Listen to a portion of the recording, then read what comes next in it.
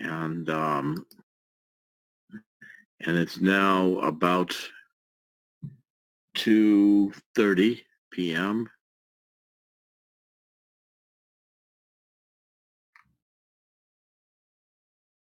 We definitely had a lot of things going on this morning from the hearings and then the president's comments there in the Rose Garden. I was a little bit upset that Fox News decided to cut their coverage there when the president of Warner Trucking got on there, but everybody on the live chat was really enjoying the comments made by the president.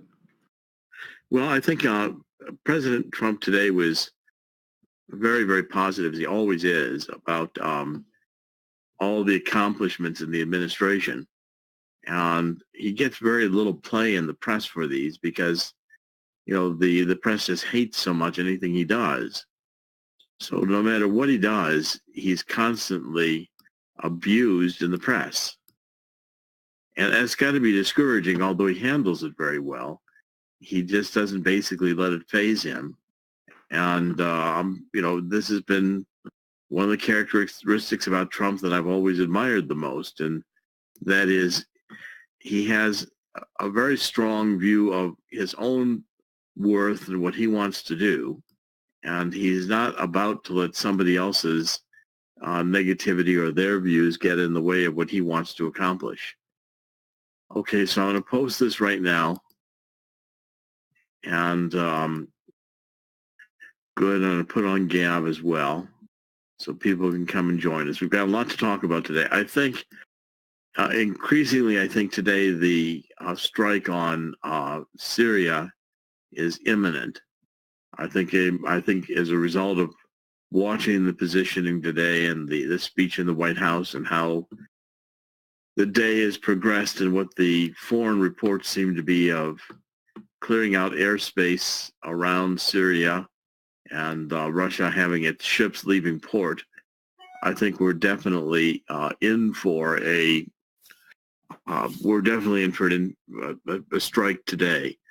I know I've been watching very carefully a lot of the comments from people who do support the president, and I think there's a general feeling that people are encouraging President Trump not to get into any kind of a serious land war or prolonged war. I don't think that that's what President Trump intends to do. I think he's going to have a military strike, very much like he did the last time.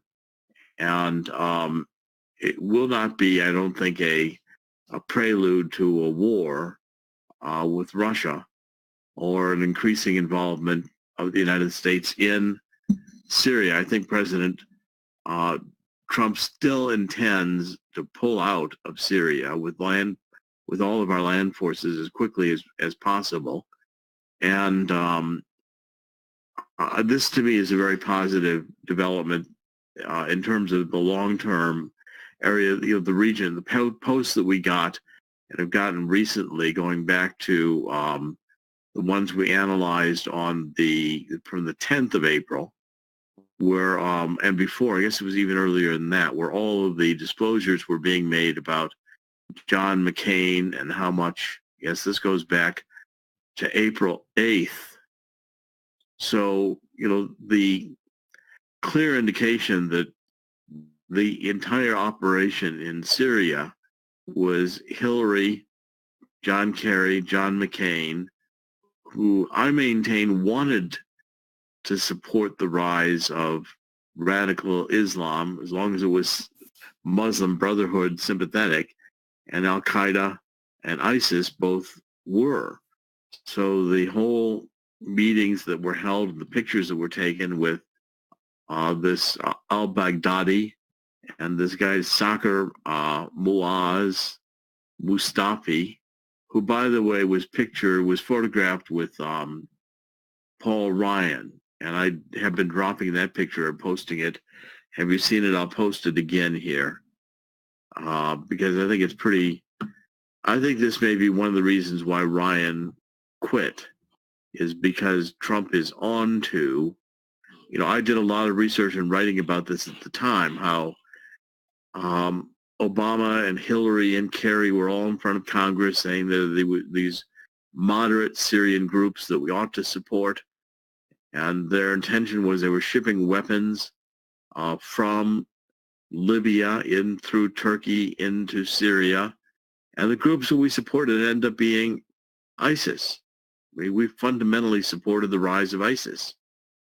And that's one of the things I was writing about in 2013 that I was very upset about. And I don't think President Trump has any intention of getting back into this in any massive way. I think he wants to get out. Now, here's the picture of Paul Ryan. And you'll see here, I'm posting it now, with this guy, Bufaz. Can everybody see that picture? Can we post it over in the live chat? So you can see that basically, Ryan was in on this whole act, this whole net of corruption, as someone says, basically having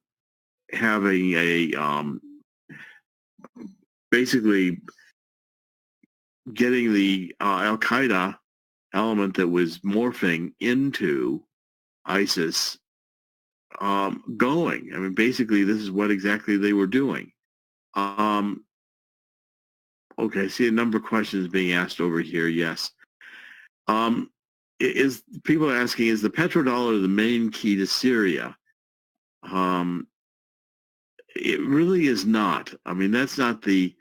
If you take a look geographically where Syria is between Iran and Lebanon, Syria and Damascus have been the key to all of the infiltration of Hezbollah into Lebanon and funded and supported by Iran. And Syria also has been one of the key points from which the Golan Heights have been attacked in previous years, previous wars. I think the action here against Syria is one that is aimed essentially at sending a message to Putin and also, backing off concerns that, we're not responding. I mean, I'm not a big advocate of any military action at all, but I think that what Trump has in mind is limited military action and a strike that makes a point, but does not trigger a war. And I think also one that puts Iran on notice, because Iran is also one of the big culprits here. Now, again, Trump administration says they've got concrete and positive evidence that that this chemical attack was an attack by the regime. And I pointed out before that I've written articles in 2013, I believe it was, when I was able to prove that it was the rebels who launched the attack and it was a false flag. Now, at the moment, I'm just going with the assumption that what we're being told by the administration is correct and it is verifiable. Although I'll register my own, reservations on it. I continue to wonder whenever we're led into one of these attacks by a false flag or what could be a false flag, of just how thoroughly it's been looked into, how much proof we really have. We've been told many, many times, going back to the Gulf of Tonkin, that we had proof, etc. And a lot of these attacks turn out not to be particularly what we were initially represented. They end up being false flags. And I want to just post this article. If I can here find it quickly. Yes. This was again one that in the 2013 period, when we had so much of a beating of the drums to go into the war in Syria from Hillary, from Obama, and from all of these other groups that want war. And I'm just not that big on wanting war. Hold on a second. Let me post this. Any comments on this? I wouldn't mind some discussion on this point. I made the point earlier. is General Mattis, is it safe to say that General Mattis is going to be Trump's best ally when it comes to a issue like Syria and the situation that we could potentially have? I'm not sure who's advising Trump on this directly. I'm sure Bolton has some influence in it. Mattis will, I'm sure. My guess is Pompeo has some influence in it as well. That they've all been pretty much looking at this issue and trying to decide what's the best reaction. We did not go to war with Syria last year when we fired on Syria. I mean, I think again this time we're not going to go to war. We're going to have a strike, and that's going to be it. And I think the pullout of the troops may actually, in a sense, be in part stimulated by the fact that we're going to do this kind of a limited strike. I don't think we need troops in Syria. I don't see Syria is basically a civil war, and Assad is a nasty, brutal guy. But we also displaced Gaddafi, who turned out to destabilize. We destabilized the entire region. Wait a second. Hold on. Okay.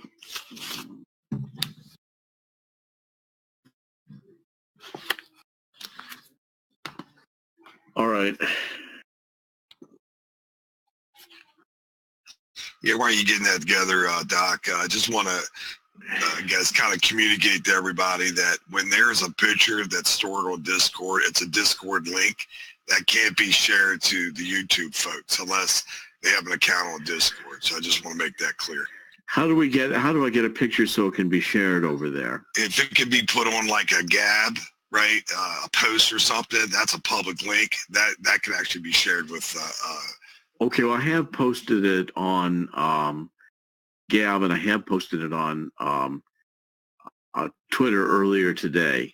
Right. If somebody copied that link, that would be the shareable one, right? Okay. Well, maybe we can go ahead and get that done. But here's the article. So the article is there. If we take a look at the article, I did see I actually had pictures here of the rebels who were launching the sarin attack. And, it was very convincing to me that the rebels were the ones who launched this attack, and it was being used by McCain and the others as to get us into war. I really want to distinguish in the situation where McCain was using that, and Kerry and Hillary were all using the sarin attack in 2013 as a reason we should go to war. I don't see Trump saying that. I don't see Trump wanting to go to war in Syria. He wants to make a statement. He wants to make a statement to Putin and to Iran, but he's not making a statement that we're now ramping up to go to war in Syria. So I want to make that distinction because I know that there'd be a lot of concern if it was thought that we were going to go to war, and a full-scale war in Syria, and I just don't see it. I don't see that the objective is to remove Assad or anything else of that nature. Trump is reacting to a chemical attack that Trump finds to be particularly offensive and wants to make the point to the world that this is not going to be tolerated. The posts that we've gotten, I want to kind of work backwards a little bit. I thought about this today. What's the best way? I want to go into some of the more current posts. And I think we've done some decoding. I was traveling back yesterday from Washington, and many of these posts were being dropped then. And if we go to the post from today, from the 12th, we start out with this Washington and 1134. This article in the Washington Post where someone was trying to argue that it was the crisis in local journalism, where local newspapers were strong, Trump didn't do very well.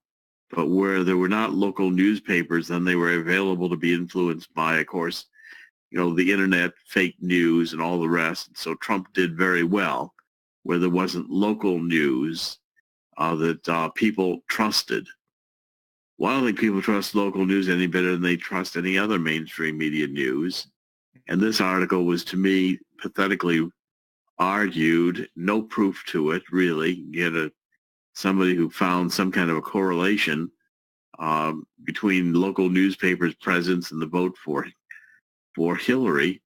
But again, a lot of these things are very difficult to derive causal connections with, even if you find a statistical correlation of some nature. And Q kind of said that this argument was funny. I mean, it was ridiculous. What was serious was night 5, and he later says the gap between nights 4 and nights 5 is Syria. Well, that's indicating what I think we're seeing unfolding today, that this is serious, and it's certainly very different from the trivial analysis that the Washington Post was engaged in. And I think Jeff Bezos has got to be starting to feel embarrassed at how biased his reporting is in the Washington Post, and Trump saying he should register as a lobbyist, which I agree with. In 1135, Q repeated that, and then he went on to, I may be getting quite a few of these emails. It's been very, very busy for the last couple of days for me. Q says Facebook Building 8 in China. There is a Building 8 I found out in Facebook, and it's doing a lot of the advanced kind of work for DARPA. And so the Building 8 reference seemed to me to suggest this, Facebook's secret DARPA. Here's an article inside Building 8 where Facebook's secret innovation weapon, a lot of R&D. It's a research lab of hardware products in the style of DARPA. The internet behemoth even enlisted former DARPA executive Regina Dugan to head the division. Dugan was part of Google's advanced projects division before taking on Building 8, has been an all-star roster of tech veterans. And they say they have 4 projects going on. One is augmented reality, devices that fly, I guess drones, even brain scanning technology. These products have not been released, but they are evidently working on the whole idea of this Facebook that can read your mind. This, basic team 8 includes a neuroscientist, formerly of Johns Hopkins, who was part of the team that developed a mind-controlled prosthetic arm. The scientist now leads the brain scanning team for Project 8, and it's both virtual and augmented reality putting them into the Facebook world, which has been an interest of Zuckerberg's, and another in this Project 8 involving augmented reality. So mind reading, augmented reality, DARPA type projects. I mean, it doesn't involve drugs, but it's some of the same kinds of mind control issues that the CIA has always been involved in, with going back to MK Ultra. And again, this I think is an important article. I'm going to drop it here. Now, the reference to China, did anyone really figure out how the reference to China fit in? Any ideas or any comment on that? Nothing conclusive. Apparently there's a Building 8 and a bridge in Kwancheng, which Q alluded to watch for Tuesday. Yes, and I don't know what the connection between the two is. That may be one where we have to watch out for future events. Let's see. I'm just trying to see if there's any comments over here in the live stream. Yes, here's the Gateway Pundit had a story. U.S.-backed Syrian rebels caught staging corpses of dead children in Duomo to play on Western emotions. It's part of what I so dislike about the whole Syrian conflict is it is a civil war and there aren't any good sides. And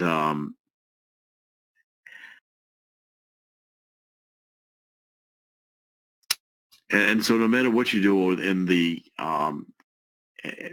and what you do with the in Syria, you're going to have complications. I think my in general feeling about Syria is we should just get out and let the civil war rage on its own. Oh yes, it was that was a building 9. There was that building with the residue around the open picture where the extraction came out in Shanghai. People seem to think that that may be the other reference to the building 8.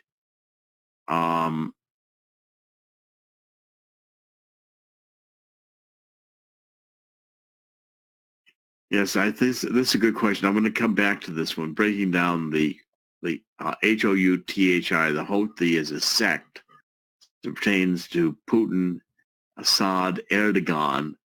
That's a very complicated question. I want to take that one up maybe even later. Looking at I'm just kind of randomly here now picking up some of the points in the live chat. Zuckerberg's sharpened teeth. When I was in Washington we were watching Zuckerberg's testimony.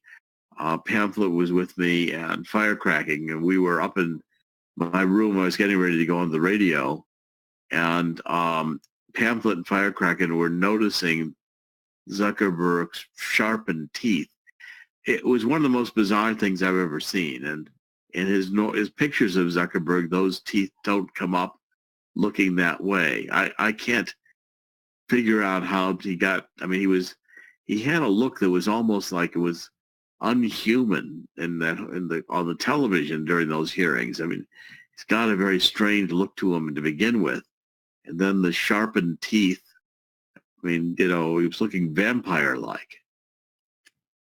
I don't have a clue why those teeth were looking that way, or what the point is, or whether they do look like it was just a camera illusion. I don't know, but I certainly drew my attention to it. Okay, so Q is obviously talking here, Facebook, and then in 1137. There's 2 issues. He says, Alan, welcome aboard. I'm pretty sure that's Alan Dershowitz that he's referring to, because Alan Dershowitz has begun giving some testimony on Fox that has been very supportive of Trump getting rid of Mueller, especially after this raid of the raid of Michael Cohen's office, which Dershowitz, I think, properly felt was completely out of bounds. And I do too. I think it was thug behavior. There's no need for it. And it's dragnet. Mueller picked up anything he wanted. Could have picked up information about Trump's corporate affairs. It looked like he was looking for information even on the Billy Bush Hollywood Access tape. I mean, what's that have to do with Russian collusion? This is so far afield of what, was supposed to be the mission here of Mueller, that I think Dershowitz's concerns are legitimate, especially involving the lawyer-client privilege. Now, I mean, Mike Cohen may have done some stupid things in paying this porn star $130,000, but I can't imagine it involved Trump, even if Michael Cohen found a way to get himself reimbursed by the campaign. That could be a legal problem for Cohen, but it's kind of it's like a technical violation of the campaign rules. I mean, how many violations of campaign rules did Hillary Clinton commit, none of which seem to be under any investigation? And this whole issue of double standard, where Hillary Clinton's attorneys, like Cheryl Mills, get immunity from the Department of Justice, and Michael Cohen is treated like a major criminal where they're breaking down his door at 6 a.m. in the morning. I mean, I think it's completely outrageous.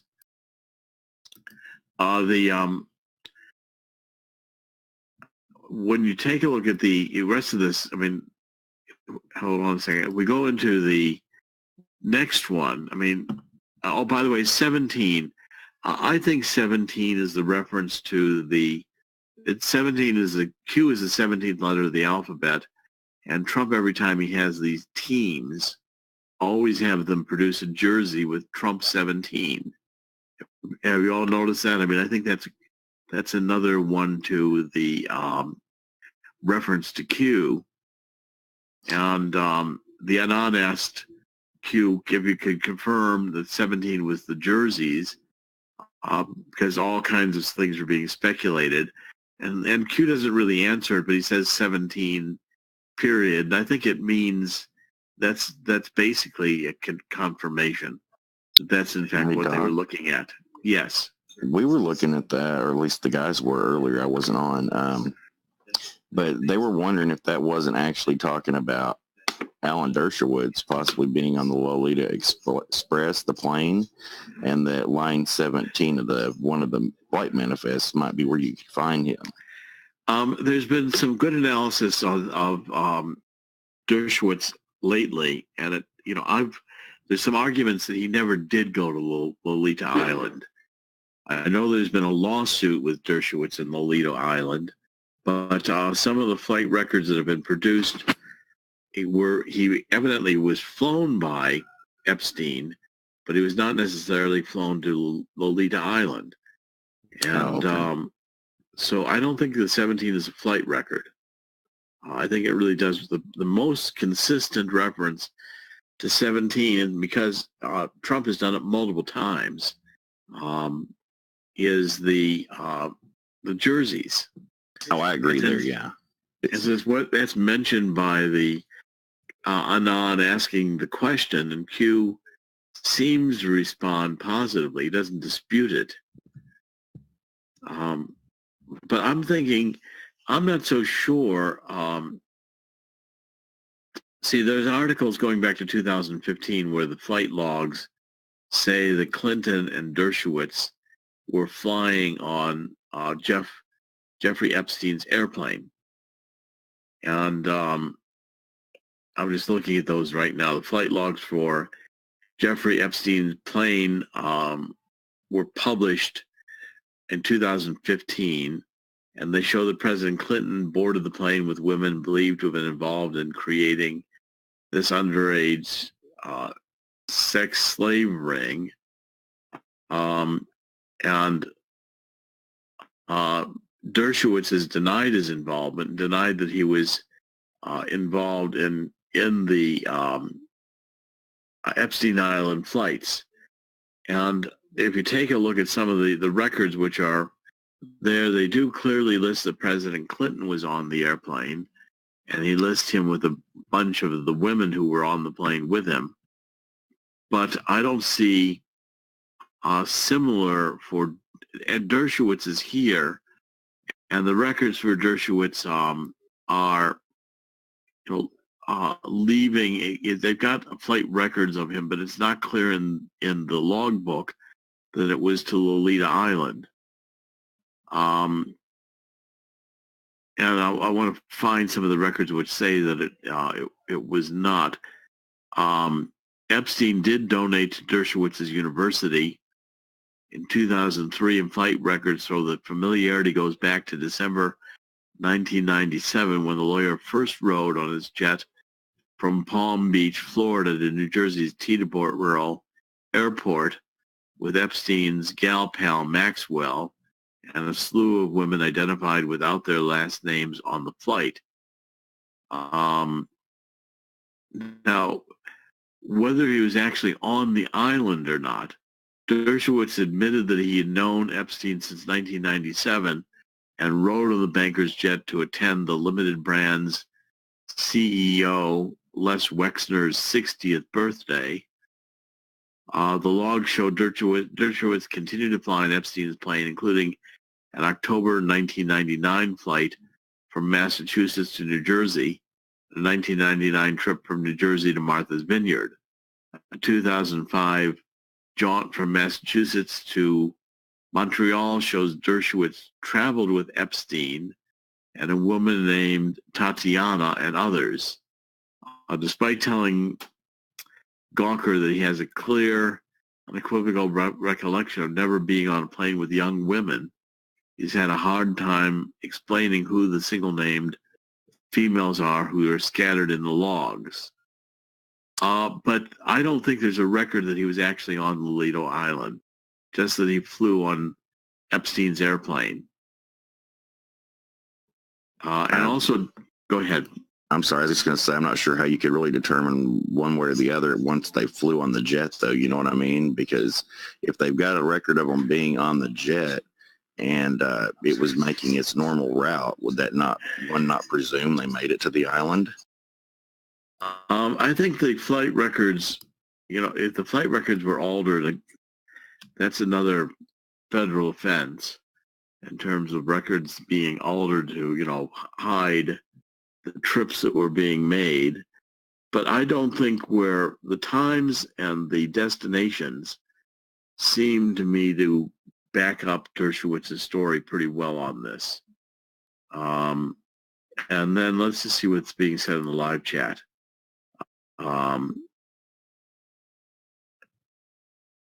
There's no airport on the island, people are saying.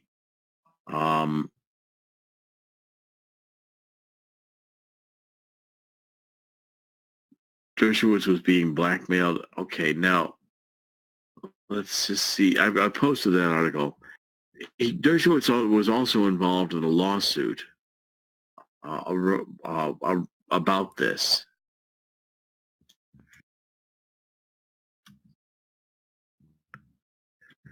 It's been going on for some time.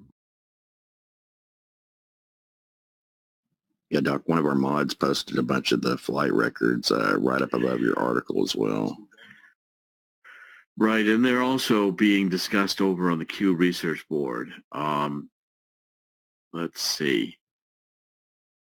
Look at the first one and look at the numbers. Look at the far left column and the number. What do they indicate? 17. It's 17 is the number, and it shows Alan Dershowitz on 2 different flights.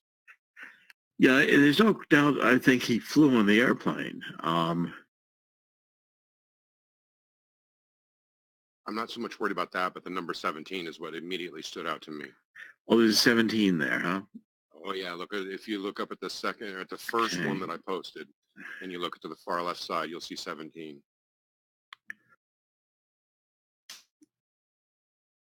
Yeah, I see that's 17, right?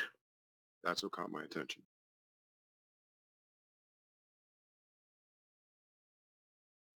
Yeah, like you, I'm not saying he did anything, but he was on the plane, and I'm thinking that maybe he is a witness to 17 people. Well, it looks like a date to 17 there. Yeah, that's what it looks like that column's for. For date. Let's see.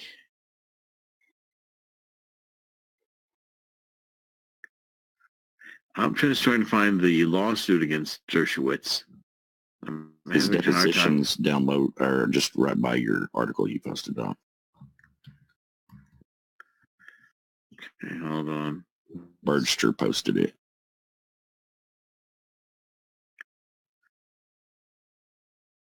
Okay, so in 2015, okay. Here's the depositions. I remember this being gone through a lot of discussion in 2015. Accused by Virginia Roberts of having sex with her while she was an underage sex servant of Jeffrey Epstein, Dershowitz has insisted for months he can prove his innocence conclusively with documentation. Without any doubt, I can prove conclusively I did not do it. I could not have done it. I wasn't in the places she says I was at the relevant times. In his depositions, he's claimed he was able to round up all the documents necessary to exonerate himself within an hour of hearing the accusations.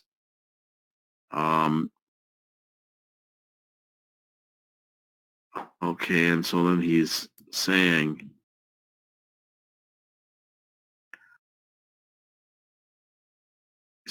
I knew I was never on a plane with any underage females. I know absolutely that if the manifest and logs were accurate, they would exonerate me because I'm totally, completely, unequivocally innocent of these charges. And the flight logs, I don't think there is a flight log that shows him going to Lolita Island, and I don't know if the plane flies into Lolita Island. Let's ask that question here. It is not. There's not a runway. Yeah, I know. I'm looking also, just caught the live chat about Alex Jones's concerns about a false flag leading us into war in Syria. We're all concerned about that issue. I don't think, however, that it's going to be a war. I think it's going to be a strike. And I don't think Trump has the intentions of continuing it to be a more than a strike making a statement. Hey, Doc, one of our other mods posted down here that Dershowitz is being sued by lawyers of an alleged 17-year-old that he was supposed to have had sex with. Is that the 17, possibly? Possibly.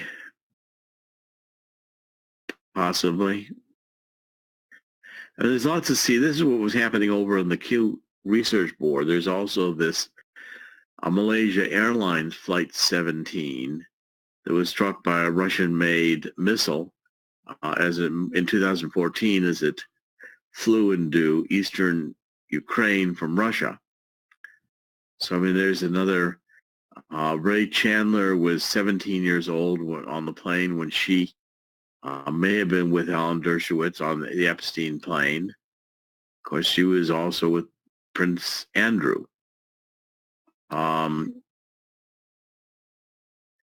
So, I mean, there's a lot of different references to 17. Well, in 1137, Q specifically speaks of a plane, so would that not tie it all together? It could, I mean, is the plane Epstein's plane, or is the plane that was shot down on the 17th? I mean, you know, that's again, you know, you can certainly say, well, it ties it. Alan, welcome aboard airplane 17, you know, like Dershowitz is really as guilty as everyone else on the sex scandal issue. And that Dershowitz's suit is still, these lawsuits, I think, are still continuing. Yeah, I know that it's been a blemish for Dershowitz on his, okay, so here, some definite, 2016. Prominent lawyer, Dershowitz and two victims' rights attorneys. This is, I don't think, the same case. Okay. It's this, they settled a defamation case. Parties believe it's time to take advantage of new information that's come to light on both sides during the litigation and put these matters behind them. And defamation lawsuits stem from claims that the woman, Virginia Giuffre, made in another court in December 2014 that she was forced as a girl to have sex with Dershowitz, Prince Andrew, and other men. Dershowitz and Prince Andrew denied the allegations. The allegations were stricken from the court records. Giuffre is not a party to the defamation lawsuits or the settlement. This is Boyes, Schiller, and Flexner were the lawyers for her. Boyes, of course, was a lawyer for Al Gore in the 2000 case involving the Florida recount. two of Jeffrey's attorneys, Brad Edwards and Paul Cassell, had sued Dershowitz for defamation in a Broward County, Florida case after Dershowitz accused them of acting unethically. On Friday, Dershowitz withdrew his accusation they had acted unethically, and the two lawyers said it was a mistake to have filed the accusations against Dershowitz. They filed a separate court filing on Friday. The mistake was tactical, and the Jeffrey stood by the accusations. And, you know, so it's got a lot of denials and litigation, but I don't think anything has really been proven on Dershowitz in all of this. Go ahead. I'm sorry, Doc. I was just going to say that's kind of been the Q wave, though, is to point us in the direction of where they're headed next on a lot of this. I tend to believe he's talking directly about Dershowitz here. Well, I mean, it's certainly a very good argument. It could well be. They also say Dershowitz was the 17th passenger on the Lolita Express.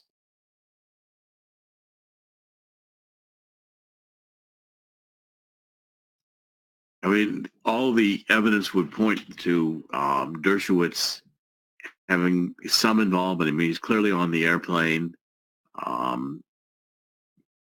He clearly has been accused of of being involved. So I wish that Q had been a little bit more specific. He said if you confirm that 17 was regarding the jersey, and odds are bringing up 17, every other 17 under the sun. I think, 17, he says, Alan, welcome aboard plane 17. It's pretty clear that he's saying 17 applies to Dershowitz. I don't think that we can, I think we have to conclude that. I do agree with you. I think the jerseys are for Q, though. The jerseys are for Q, but I think if he was not, the 17 came up. Where did the 17 come up? It was 11:33. It was right after Q said, thank you, Alan. Welcome aboard. Freedom. And then Q said in the next one, number 17.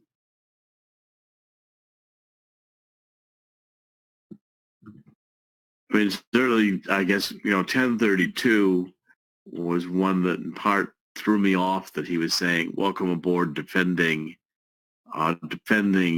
Trump against Mueller, and referencing that into freedom, which has been one of the themes since Trump spoke under the dome in the Capitol in the State of the Union and pointed up and said freedom, referenced the Statue of Columbia on top of the Capitol. Go ahead.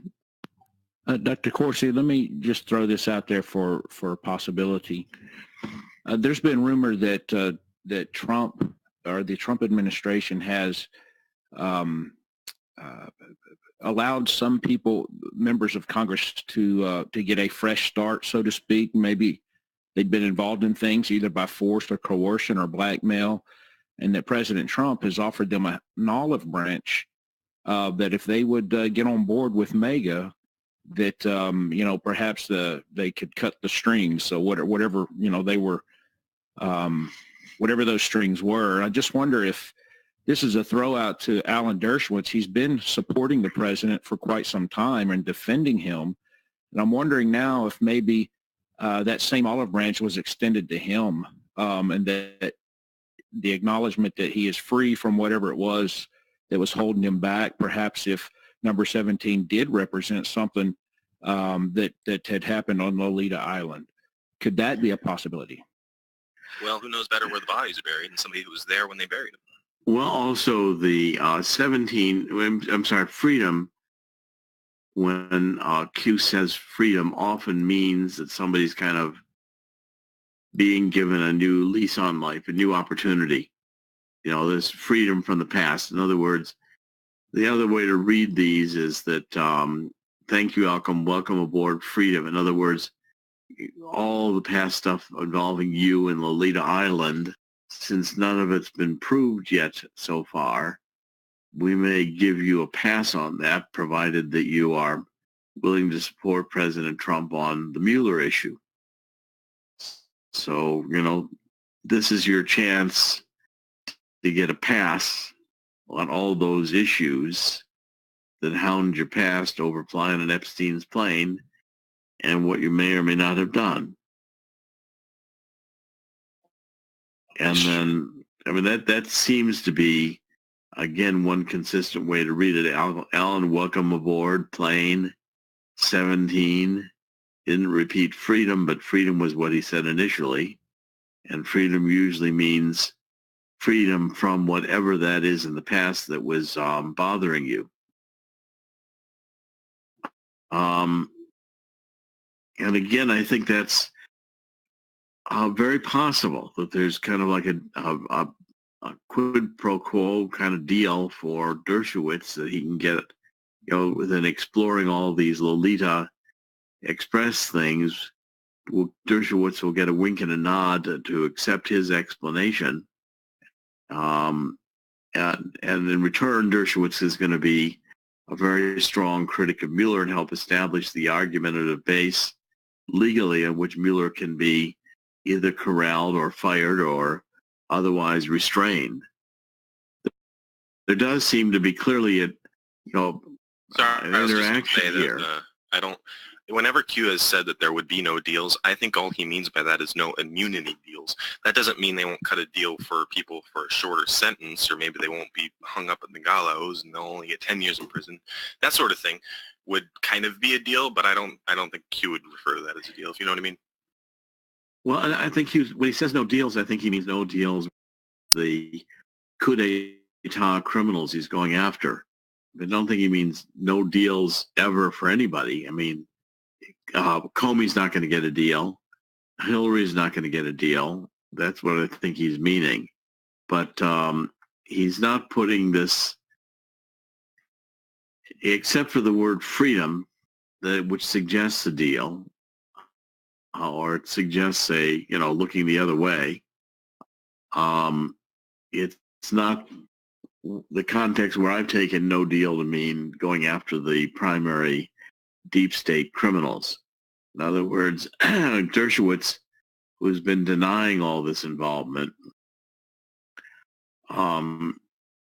it may have actually been involved, but it's not going to be pursued. It's also, the evidence, as I'm saying here, is such that Dershowitz has been able to defend himself by arguing he didn't do any of this. Now, does Lolita Island have an airport? That's another question. Let's see if that's the case.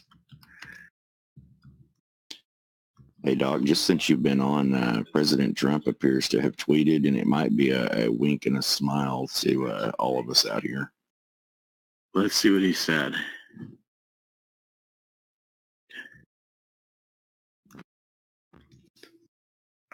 Hold on a second.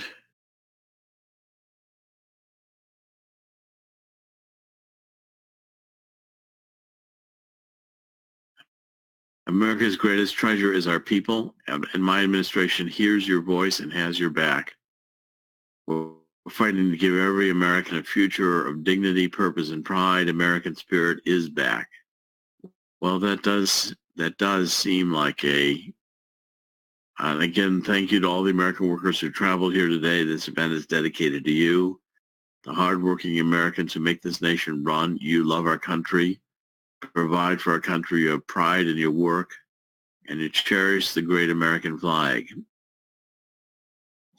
Noticed the all caps in that first one that you read? Yeah, I sure did, all caps. Here's your voice and has your back.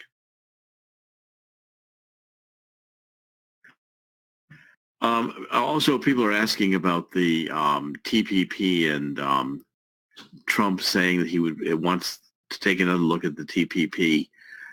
I think that's for Pompeo. Pompeo is on the record of having supported, even in Congress, the TPP. And while he's up for his confirmation hearings, Trump does not want to make it appear that he's at odds with Pompeo going into the State Department over this issue of the TPP. So he says, well, we'll take another look at it.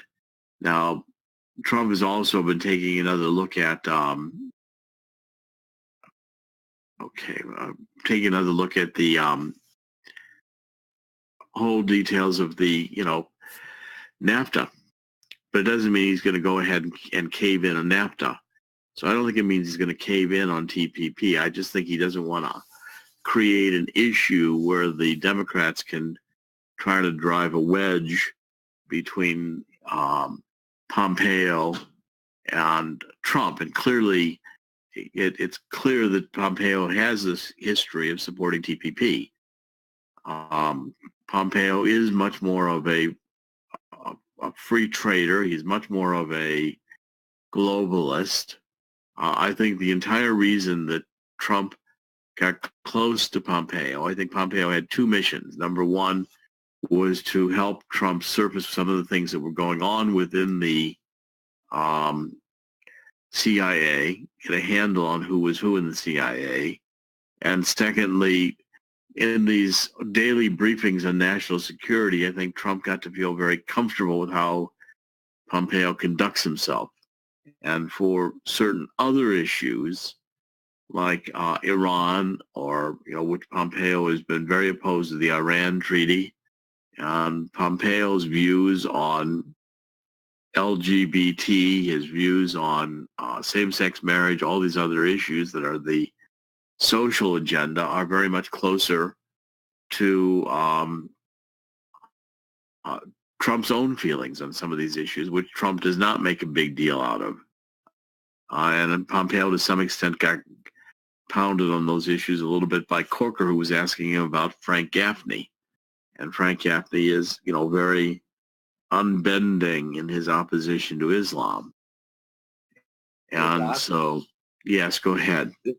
Cat, I just wanted to let you know I am leaving, not very happy about it, for Portland to go back home today. So I just wanted to say goodbye to you, and it was an absolute pleasure and an honor to meet you. Well, Decodes, I appreciate all the things you shared with me, and I've given all your I think wise thoughts and heartfelt thinking. I've given a lot of consideration. I want to thank you for it. It's my honor, sir. And it was equally a pleasure for me to spend time to meet you and spend some time with you. I look forward to seeing you again soon, and Godspeed. Yeah, we all had a wonderful time, didn't we? It was a good time. The book signing turned out to be just a tremendously good event, and I thank Tanya Franklin for organizing it. She made it possible. And then all the Anons who attended it, and I thought we had like over 250 people there, and I tried to take time with every person to get to establish some contact with them and talk with them for a minute or two, and actually sign a personal inscription for each one of them. And I thought it was one of the best book events experiences I've had in my career, going back to 2004 and beyond, of writing books. It was really memorable for me, and it made a big impact on me. Really, for you, it was a huge thing for just an accomplishment for you. I think it was a pleasure to be a part of it, and put it together. I was feeding off the emotion and the love of all the Anons who were there, and who would come to get their book signed and brought their children, and it was a real mix of people. It was all kinds of people, all ages, all kinds of backgrounds, and I really just enjoyed the opportunity to be with the people. It really made a big impact on me.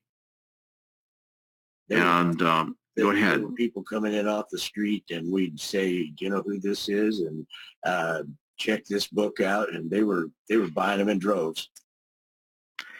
They really did. I saw, there was people were I was signing 3-4 books for some people.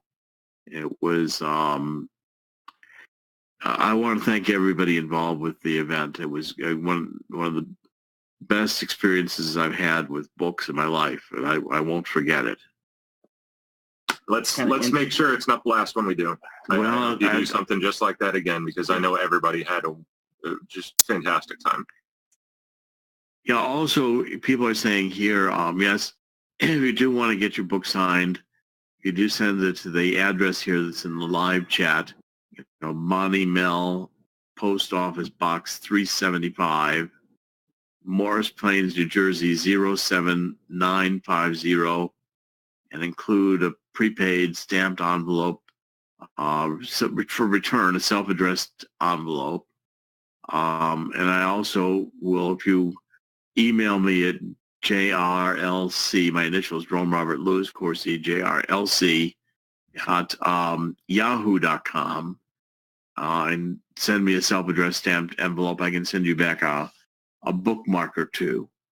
And I don't charge for signing books or sending out the book plates. I'm happy to do it. Yes, JRLC at yahoo.com. It's kind of interesting you say that, because Saturday when I got back, people are asking me that couldn't go to the book signing what I thought of it. And I've never been to one, and it was kind of breathtaking, because I just thought these are kind of things where you go up there, get your book signed, and go on about your business. But I was really impressed the way that you interacted and how you had, you asked everybody's background and what they do. It was just really, I was really impressed. Yeah, it was a family gathering. It was important to me to get to know who everybody was and to get a feeling for who they were.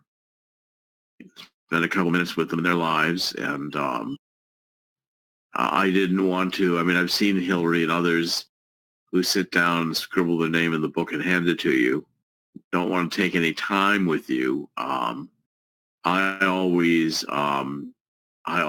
try to take some time with everybody. I see Alex Jones. Go ahead. I'm sorry. I was just saying, I took notice of that. You took at least several minutes with each person and, asked them about their lives and what brought them here. And it's fantastic to watch it. These people love you.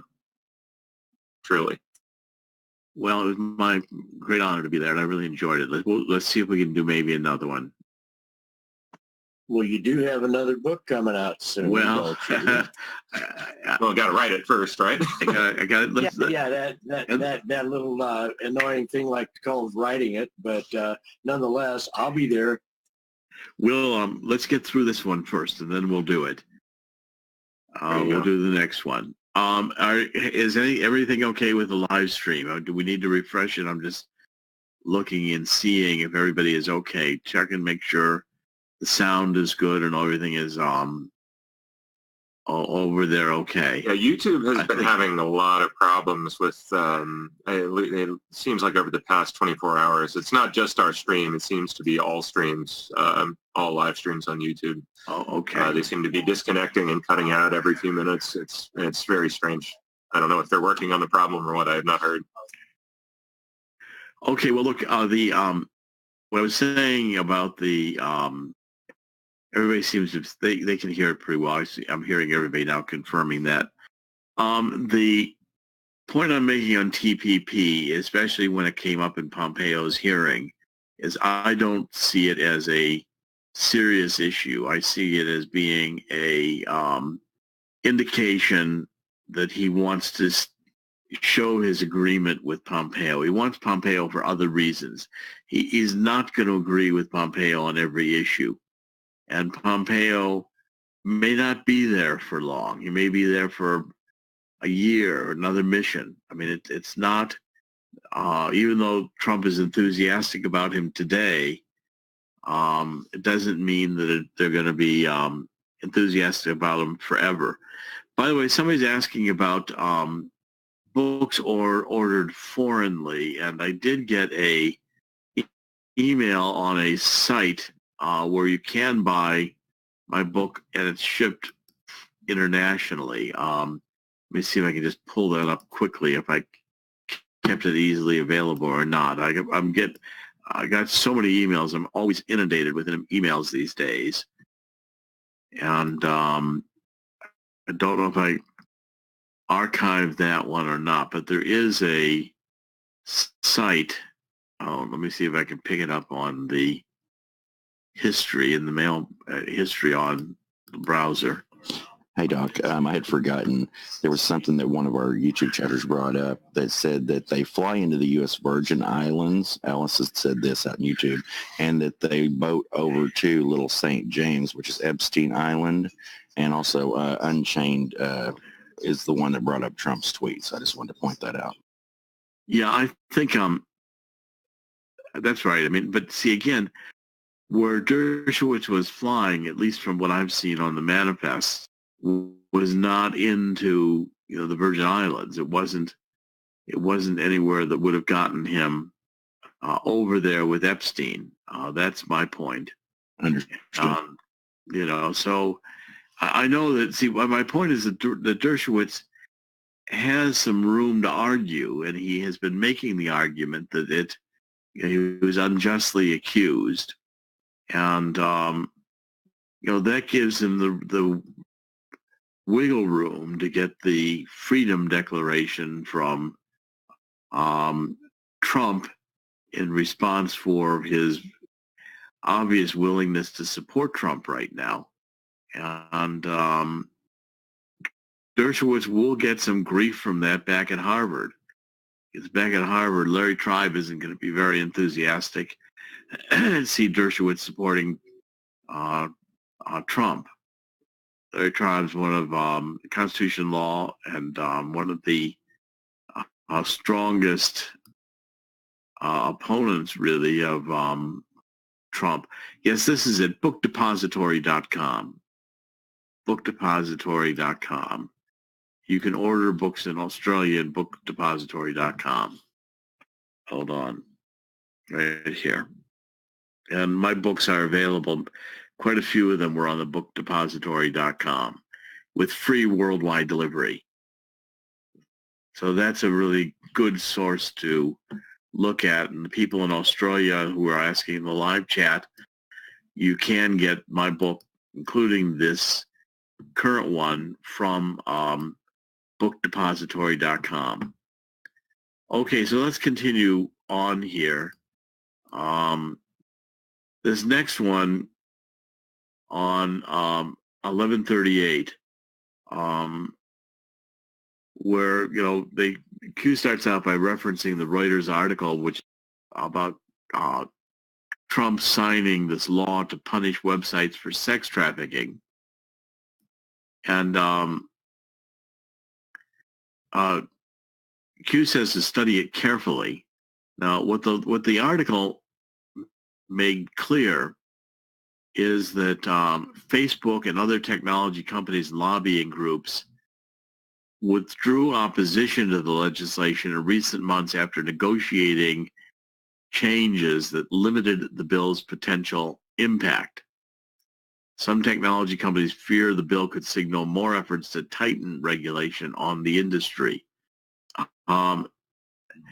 It's one of the interesting things to me about the political left is that the Women's March has also embraced a lot of the sex trafficking that women, you know, sex trafficking for women. They want the sex industry recognized as a legitimate trade. That's one of the arguments being made in the on the left. And it surprises me because my initial thought would be that they wouldn't want to do that. They wouldn't, hold on a second. I'm going to try to drop this in here if I can. My initial thought would be protecting women. You wouldn't want to do that. There's a whole page over here that was tying this all together. And if we can see it at all, but it was this page that I'm referencing here,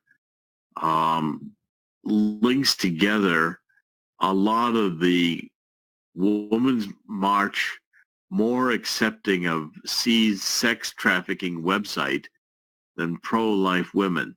Women's March, the shutting down Backpage, a crisis for sex workers. Women's March organizers slam Backpage.com shutdown. Sex workers' rights are women's rights. Now, what that means is that, to me, is that Zuckerberg and the others on the hard left are pretty much happy to have the sex trafficking go on Facebook or any other of their sites, because they don't see it as a human rights violation. They don't see it as exploitation. They see it as a legitimate way, a legitimate business. And then, so that's where he says, study carefully Facebook, IG, I guess that's Instagram, Think Ray Chandler, Twitter, etc. And honeypots. Well, honeypots, the classical definition of honeypots, for instance, in spy literature, is a woman who is offered for sex in order to blackmail somebody. But there's also computer uses of the term. Computer definition of honeypot is very different. It's a system that's set to act as a decoy to lure cyber attackers and to detect, deflect, or study attempts to gain unauthorized access to information systems. So that's, a honeypot kind of, it's very attractive, and so they get the cyber attacks, and they're diverted into an area where they can be studied and taken apart. It's also considered like a trap for whistleblowers. Like the CIA set up a whistleblowing website, and Q told us about for whistleblowers to go to, and without knowing that they would just be submitting to the CIA, so that they just rat themselves out, and that's called a honeypot. Yeah, and essentially that's kind of, I think, some of what was done to the secure drop that was done by the Freedom Foundation.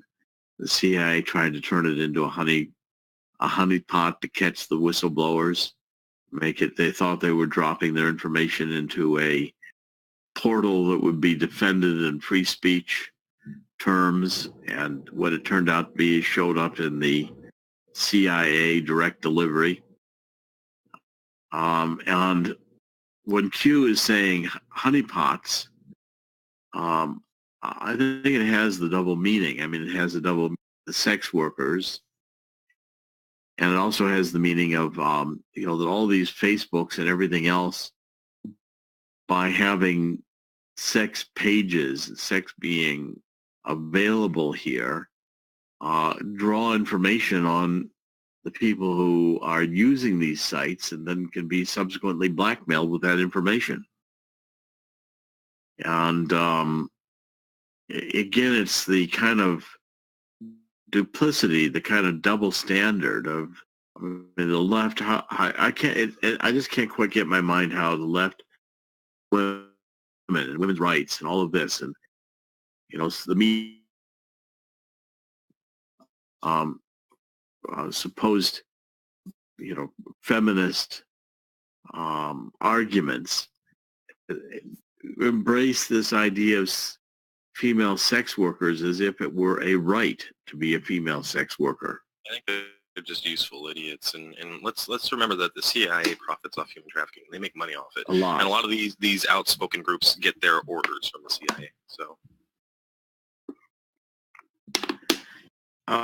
that's also, that's possibly true, but I do think the deeper connection is that the women's rights groups are really never about women's rights. What they're about is the attempt to break down traditional family, to break down all the traditional moral values that we've held that, were fundamental to our founding fathers in the creation of the Constitution always takes me back to Ben Franklin's comment about, it's a republic if you can keep it. That this form of government was written for a moral people. It wasn't written for a people who had lost their morality, their moral compass. And for me, these attacks from the hard left represent the same kind of disinformation attacks that the hard left have been launching since the 50s to deconstruct U.S. moral values in order to make us abandon the Constitution. I mean, these have been, books like The Naked Communist have been warning of these issues for a long time. And if we forget how the left embraces these values, in part to deconstruct the family, same thing with the LGBT agenda. I mean, it's another one of trying to elevate sexual preference into a right equivalent to, non-discrimination on the basis of race, which to me is another equivalence, which is not, again is a real stretch, because it leads to the idea that there's no sexual preference that should be barred as illegal, wrong, or damaging. And clearly, I mean, the one area that the hard left has been after the LGBT agenda is pedophilia. And again, I can't get my mind around how the left can accept the psychological damage that pedophilia inflicts, and accept that this whole idea of grooming children into pedophilia and setting the basis for which children begin to accept it as normal, which is where the left seems to be on all this. To me, is very hard to, again, get my head around. And you see it today in Pompeo's hearings, where Booker is, basically accusing that Pompeo is guilty of some kind of crime because he doesn't openly accept the LGBT same-sex premise, or the LGBT multiple versions of sex premise. He wants to maintain a traditional biblical view of marriage or sex, makes Pompeo into, in the eyes of the left, some kind of a criminal, equivalent to, denying someone the ability to sit at a lunch counter because of their race. Q next says about this, you have it all, we certainly do. I think that also is a reference to the fact that if all this data is basically the Facebooks, the Twitters, and the like are all a front end for the NSA and the CIA, which is what I believe they are, then Q is military intelligence, basically has access to all this data and can know exactly what the left is doing. We certainly know every single thing they're planning to do, because we can read the files too. And the whole issue of what happened with Zuckerberg, and I think that post 11/30, when it was clear that it was dropped immediately after Zuckerberg's testimony that the Pentagon had killed this LifeLog project, which was a database tracking a person's entire existence. Defense Department's research arm, DARPA, was creating this LifeLog aimed to gather in a single place just about everything an individual says, sees, or does. Phone calls he makes, the TV shows watched, the magazines read, plane tickets bought, the emails sent and received. Out of the seemingly endless ocean of information, computer scientists would plot distinctive routes in the data, mapping relationships, memories, events, experiences, and of course predicting behavior and archiving your entire history so that they wanted to come after you. They come after you from everything you did since you were, 3 years old on. And the day that was dropped was the day Facebook was created. And Facebook is, in fact, I believe, the CIA's next strategy was said, well, why should we have LifeLog? Well, we're going to have to collect that data. We create Facebook. Everybody will self-volunteer all this data. And nothing in Zuckerberg's testimony suggests that any of it is ever erased. You may be able to block it from being used for advertising. You may be able to block it from being used for this or that. But Zuckerberg didn't say it was erased. Now to the extent that he tried to suggest it was erased, whenever it came back to be questioned hard on that, it was clear he did not say permanently erased, maybe erased from use in your record. That doesn't mean, everything in Facebook, nothing is erased ever. Every image, every sexting, everything else is kept forever. And the finder this should apply to the NSA. It was pretty clear that what Q was saying was that this was a drop by Snowden that was also telegraphed earlier.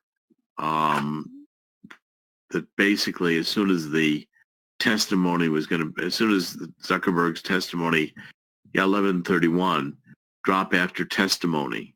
Are you learning yet, Q? And the drop after testimony, I think, was referred to again earlier than that.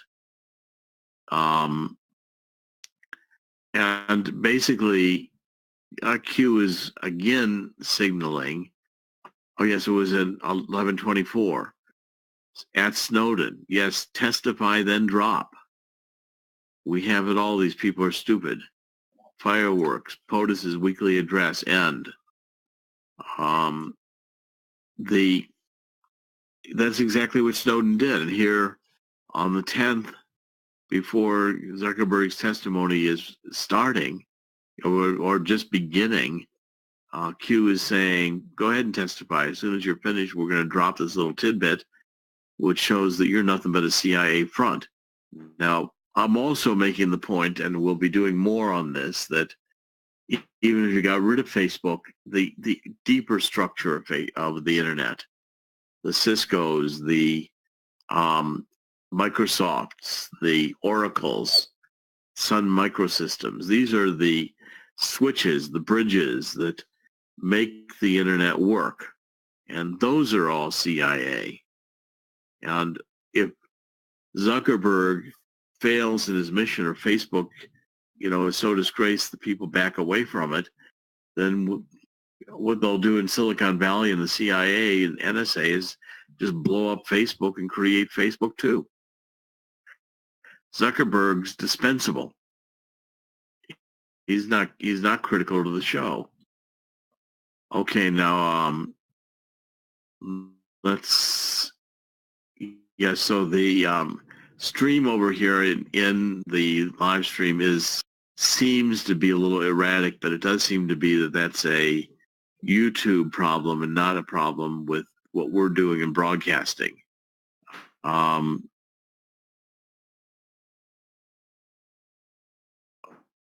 Okay, here we go. Let's see if we can get anything else. Let's see. People saying it'd be interesting to see how many have left Facebook. There'll be a number who have left Facebook, but I don't think it's going to be enough to make a difference, unless Zuckerberg really screws up, and the Oracles and the NSAs and all the powers that really be, the Bill Gateses and the like, decide that they're going to replace Zuckerberg. Then his numbers will be they'll be such that they can take down Facebook can create another. Yes, Zuckerberg was worried about Tom Cook remarks. Zuckerberg had a folder there in front of him that if you could have looked at the whole folder, had answers for just about everything. He got a public relations firm. The public relations firm did exactly what the public relations firms always do.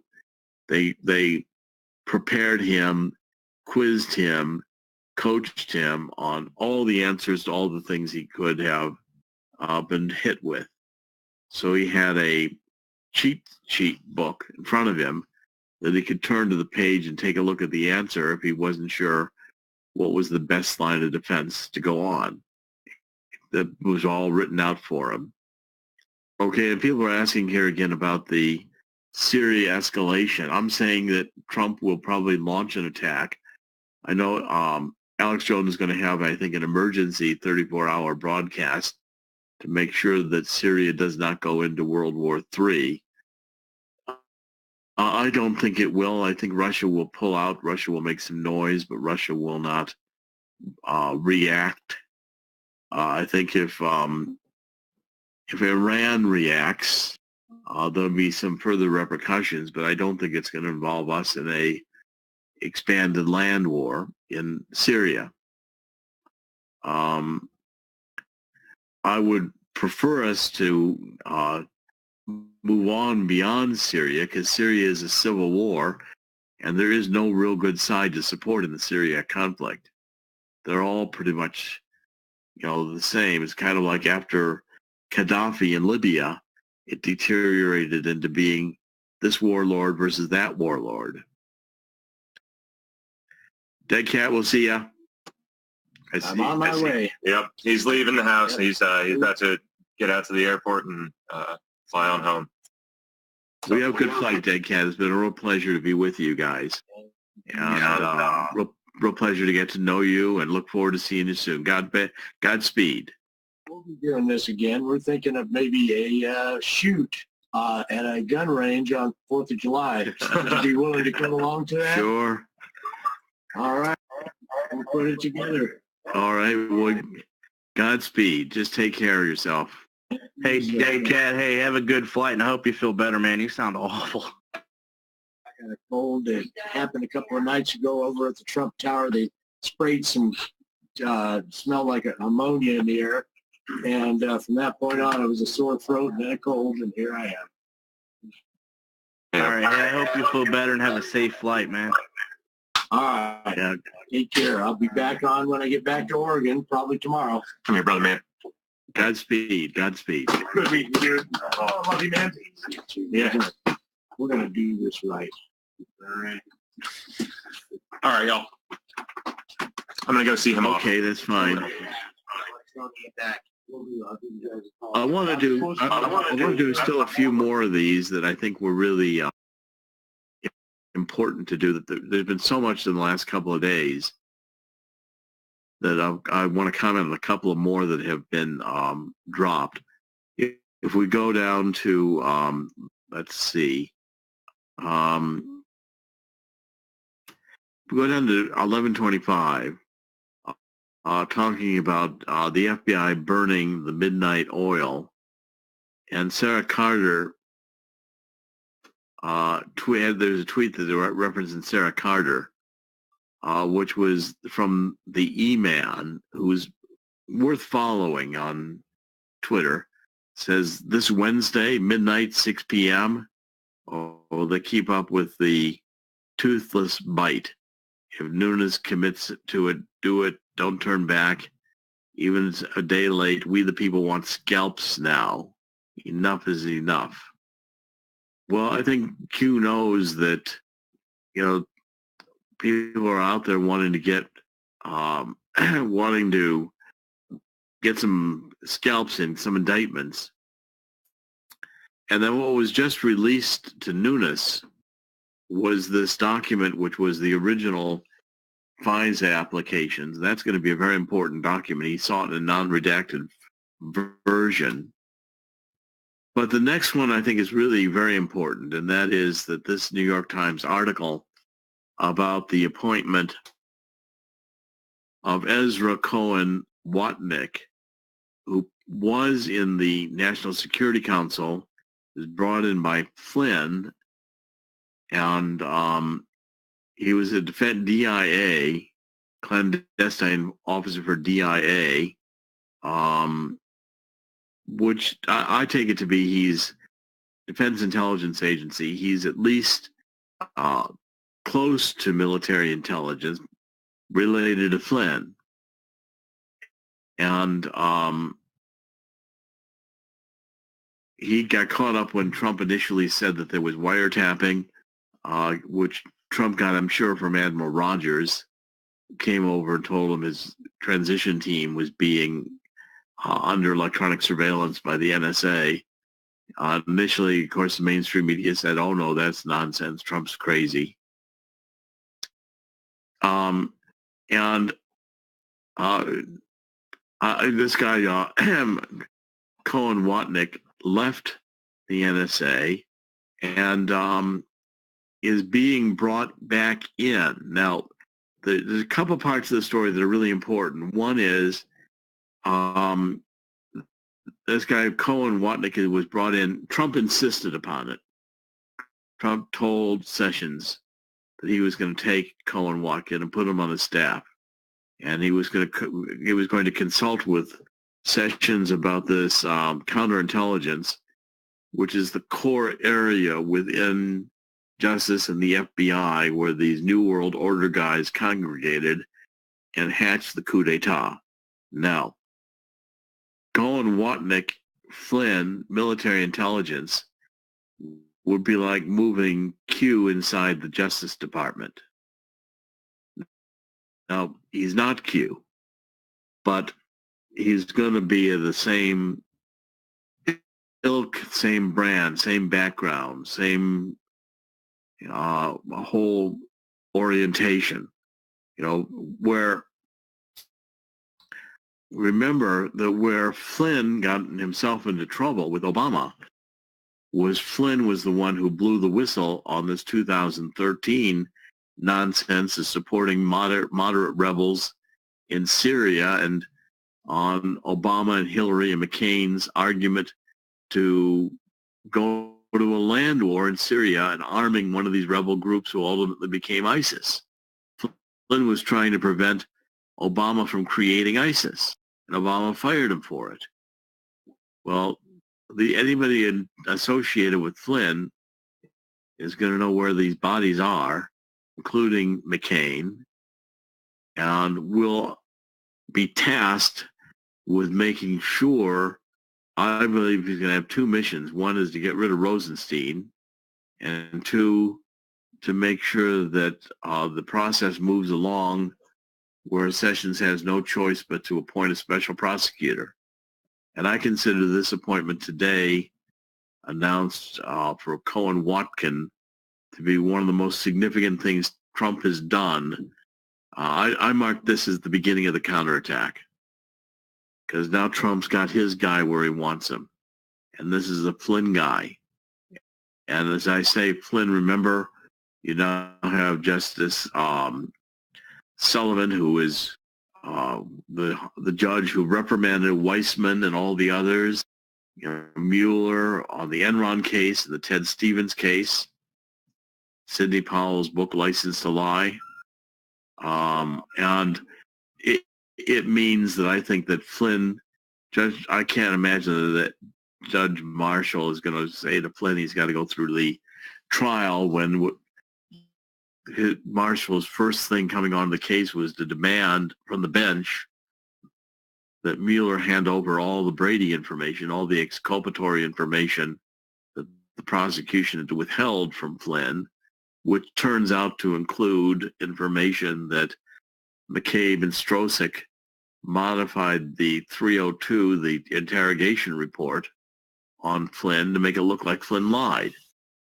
Well, Marshall blows that whistle on Flynn, and Flynn is no longer under criminal, allowed to withdraw his guilty plea.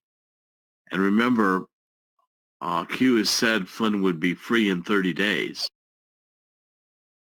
Well, also that in 30 days, you've got this guy Watnick Watnick position where you want him, in the heart of Jeffrey Sessions' backyard, and he can be saying, here's what Rosenstein just did, and make that public. And by the way, Sessions, the Department of Justice can't investigate itself, so you better start recommending a special prosecutor. I think this is one of the most significant moves that Trump has made so far. And I think it went completely unseen, except Q picked it up. Warning, telegraph, and then he goes to Trump's tweet, which was about Russia vows to shoot down any and all missiles fired at Syria. Get ready, Russia, because they're coming, nice and new and smart. You won't be partners with a gas-killing animal who kills his people and enjoys it. So Trump is making it clear with this Watnick guy going into to Sessions' office that he's not afraid of anybody. He's not about to be taken down, whether it's Putin or Assad or Mueller. And then Q says, it's happening. It's happening. And to me, this was one of the clearest indications that it is happening.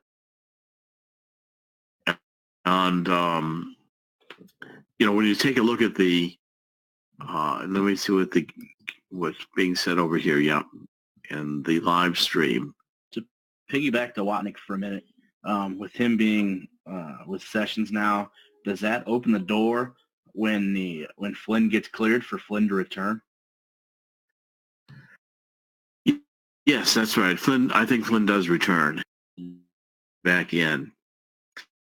No, Sarah Heineman, I want to correct something that I said. The raid on Cohen's office was to get the HRC video. I think it was to try to get information on the Billy Bush video about with the Hollywood Access video. I don't think Cohen has the HRC, the Hillary video that's been referred to. That's the way I read it, Doctor. Yeah. It's Billy Bush, distant cousin to President Bush. Yeah, they're after the Billy Bush stuff, which of course has nothing to do with Russian collusion. And I think that this guy, Watnick, when he gets on over there, is going to make a huge impact on all this. What are you guys doing with this? Rosenstein, why are you allowing to do this?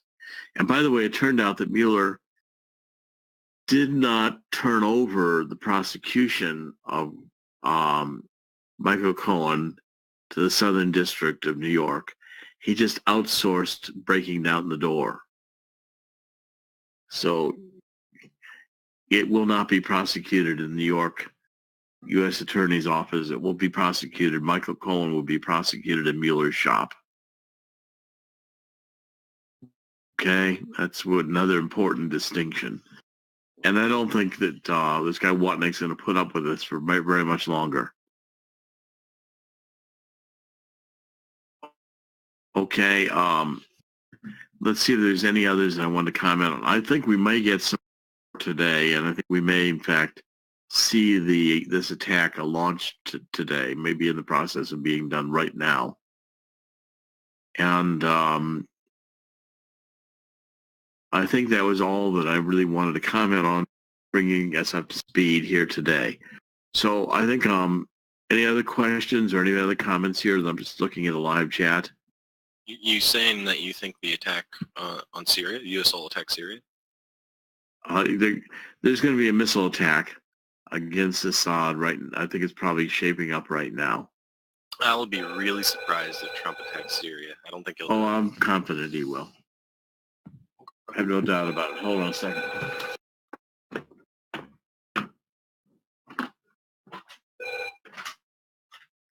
You're Corsi? Good. Give me 2 seconds and I'll be ready, okay?